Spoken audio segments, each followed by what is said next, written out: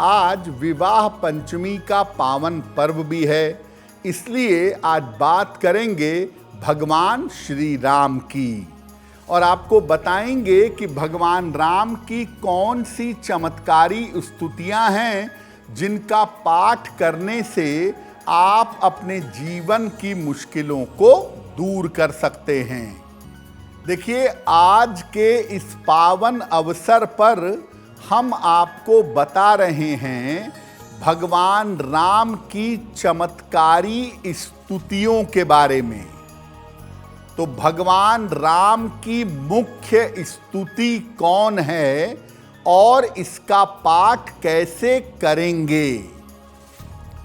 देखिए, भगवान राम की जो मुख्य स्तुति हम सब गाते हैं, जानते हैं, करते हैं, वो मुख्य स्तुति है श्री रामचंद्र कृपालु भजमन हरण भव भय दारुणम। ये उनकी विशेष स्तुति है।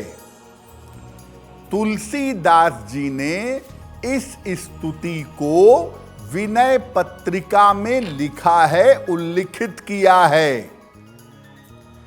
ये स्तुति भगवान के स्वरूप और उनके गुणों का वर्णन करती है। नियमित रूप से इस स्तुति को करने से संस्कार शुद्ध होते हैं और अगर आप ये स्तुति नियमित रूप से करते हैं तो जीवन में ईश्वरीय कृपा का अनुभव होता है। रोज शाम के समय भगवान राम के सामने दीपक जलाकर इस स्तुति को करना सबसे ज्यादा शुभ होता है। अगर समस्त परिवार के लोग एक साथ इकट्ठा होकर इस स्तुति को करें तो समस्त परिवार का कल्याण होगा और समस्त परिवार का मंगल होगा। यानी नियमित रूप से अगर कोई व्यक्ति इस स्तुति को करे तो उसे भगवान राम की कृपा का अनुभव बहुत जल्दी होगा। अब ये जानते हैं कि भगवान राम की दूसरी स्तुति कौन सी है और इस विशेष स्तुति की महिमा क्या है और इसका प्रभाव क्या है। भगवान राम की दूसरी स्तुति है राम रक्षा स्तोत्र। वैसे तो नियमित रूप से राम रक्षा स्तोत्र का पाठ किया जा सकता है, लेकिन अगर स्वास्थ्य का संकट हो या आयु का संकट हो तो राम रक्षा स्तोत्र का पाठ जरूर करना चाहिए। अगर आपकी कुंडली में मारक दशा चल रही है किसी ग्रह की, या मारक स्थिति बनी हुई है, या ग्रह की वजह से स्वास्थ्य का या आयु का संकट है, तो राम रक्षा स्तोत्र का पाठ करना अचूक फल देता है, आदमी की रक्षा करता है। इसका पाठ कठिन स्थितियों में जरूर करें, जब कोई बीमार हो या बीमारी का या आयु का संकट हो। इसका पाठ करते समय सामने एक लोटे में जल भर करके रख लें और पाठ के बाद उस जल को शरीर पर लगाएं, या अगर किसी बीमार व्यक्ति के लिए पढ़ रहे हैं तो उसके शरीर पर जल का छिड़काव करें। शरीर के हर अंग की रक्षा होगी और निश्चित रूप से आपके आयु की रक्षा होगी, रोग से मुक्ति मिलेगी, आपकी मनोदशा बेहतर होगी।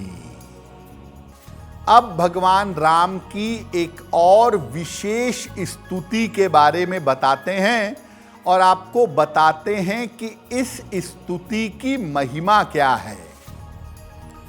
भगवान राम की तीसरी स्तुति श्री रामचरितमानस के उत्तर कांड में है, जो स्तुति भगवान शिव ने भगवान राम की है।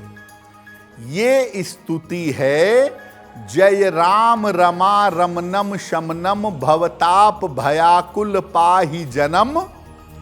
ये स्तुति भगवान शिव ने भगवान राम की है, भगवान राम के राज्याभिषेक के समय। अगर कोई व्यक्ति नियमित रूप से इस स्तुति को करता है तो उसे राज्य पद और प्रतिष्ठा की प्राप्ति होती है। अगर जीवन में पद प्रतिष्ठा की समस्या है, नौकरी संबंधी कोई समस्या है, उच्च पद प्राप्त करना चाहते हो, तो इस स्तुति को नियमित रूप से करना चाहिए। जो लोग राजनीति में हों, किसी बेहतरीन नौकरी में हों, वहां उच्च पद चाहते हों, मनचाहा प्रमोशन चाहते हों, तो ऐसे लोगों को नित्य प्रातः इस स्तुति का पाठ करना चाहिए। ये स्तुति राज्य पद दिलाती है, व्यक्ति को उच्च स्थान तक पहुंचा देती है। भगवान राम से संबंधित एक और स्तुति की बात करेंगे। अब भगवान राम से जुड़ी हुई चौथी स्तुति के बारे में जानते हैं और इसकी महिमा के बारे में जानते हैं। देखिए, चौथी जो स्तुति भगवान राम से संबंधित है, ये दरअसल भगवान सूर्य की स्तुति है और इसका नाम है आदित्य हृदय स्तोत्र। ये स्तुति वाल्मीकि रामायण के युद्ध कांड में वर्णित है। युद्ध में विजय प्राप्त करने के लिए महर्षि अगस्त्य ने भगवान राम को इस स्तोत्र के बारे में बताया था और भगवान राम ने सूर्य देव की आदित्य हृदय स्तोत्र से स्तुति की थी। किसी भी तरह के युद्ध में, विवाद में, परीक्षा में, मुकदमे में सफलता के लिए इसका पाठ करना चाहिए। आप किसी भी तरह की जीवन में विजय चाहते हैं, बड़ी सफलता चाहते हैं, तो आदित्य हृदय स्तोत्र का पाठ करना चाहिए। अगर आप सरकारी कृपा चाहते हैं, राज्य कृपा चाहते हैं, या गवर्नमेंट जॉब में जाना चाहते हैं, या किसी बहुत बड़ी परीक्षा में सफलता चाहते हैं, तो आदित्य हृदय स्तोत्र का पाठ करना चाहिए।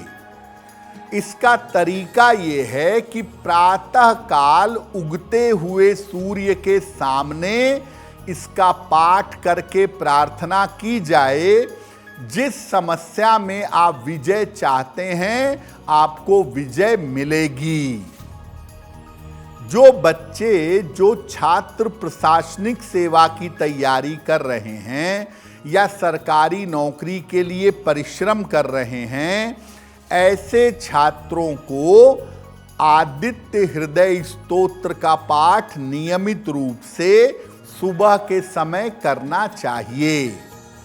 अगर आप किसी मुकदमे में फंसे हुए हैं और आपको सफलता नहीं मिल पा रही है, उसमें विजय पाना चाहते हैं, तो भी आदित्य हृदय स्तोत्र का पाठ प्रातः काल करके प्रार्थना करने से आपको लाभ होगा।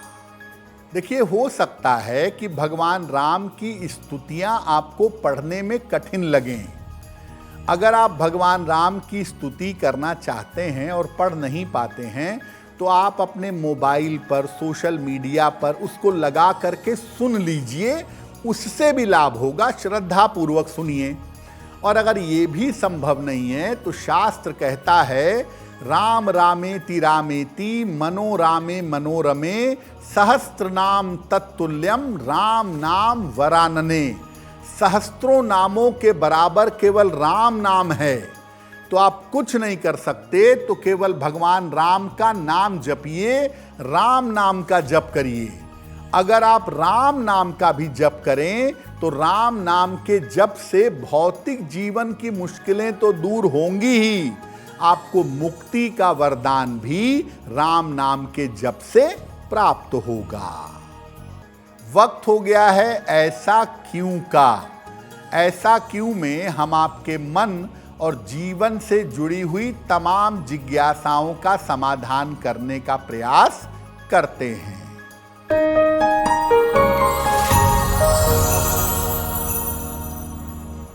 हिंदू परंपरा में मंदिरों के शिखर पर ज्यादातर नारंगी ध्वज लगाए जाते हैं, नारंगी झंडे लगाए जाते हैं।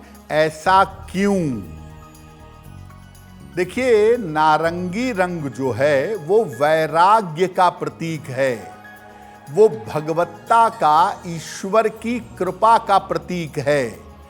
जब आप मंदिर की तरफ जाते हैं तो सबसे पहले आप मंदिर के शिखर को देखते हैं और वो रंग आपके आंखों से मन में प्रवेश करता है तो आपका मन शांत होता है, मन में वैराग्य पैदा होता है, ईश्वर की कृपा पैदा होती है। तो आपके मन में पवित्रता आए, वैराग्य आए, आप ईश्वर की तरफ बढ़ें जैसे ही मंदिर का दर्शन करें। इसीलिए मंदिरों के ऊपर ध्वज नारंगी रंग के ज्यादातर लगाए जाते हैं। अगर आप मुझसे जुड़ करके अपनी समस्याओं का समाधान चाहते हैं और चाहते हैं कि आपकी समस्याओं को ज्योतिष के माध्यम से सुलझाया जाए, तो आप हमसे संपर्क कर सकते हैं, जुड़ सकते हैं एस्ट्रो तक पर।